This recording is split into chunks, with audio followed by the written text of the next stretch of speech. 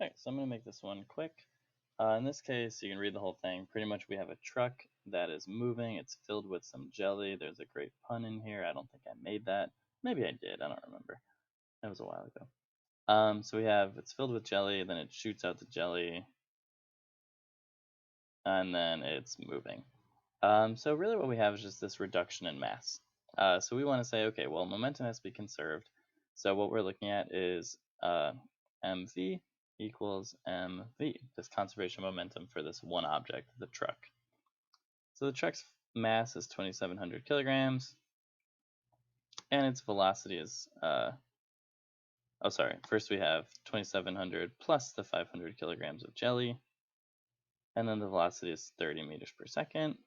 Afterwards, we lose all of the jelly, so our mass is 2,700, and then we have some velocity that we can solve for. So we know that the velocity is going to go up because our mass went down, and let's just figure out how much really quick.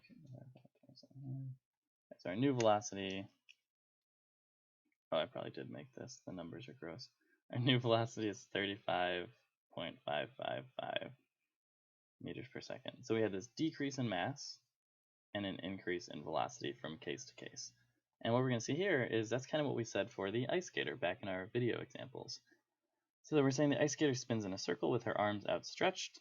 So her moment of inertia initially is 3.2, and her initial angular velocity is 10 pi radians per second.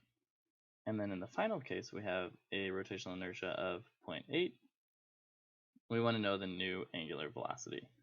So this looks really similar to what we just did. We said, hey, our angular momentum is I times omega, and we know that that's conserved in this case.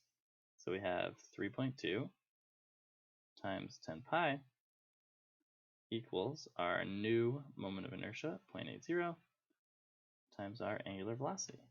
And we can then just solve that out, and we know it's going to increase. So we get a new angular velocity of 125.66 radians per second. And this is pretty much the same case. We decreased our rotational inertia or our mass, which are kind of the same thing, just linear versus rotational, and that caused our resulting velocity to increase in both the cases. So these are pretty much the same thing. They're really similar situations. Same/similar. So yeah, we have a very similar case. That's kind of just what this would look like. If we were familiar with it in the angular sense, that's what the linear analog would look like for this case.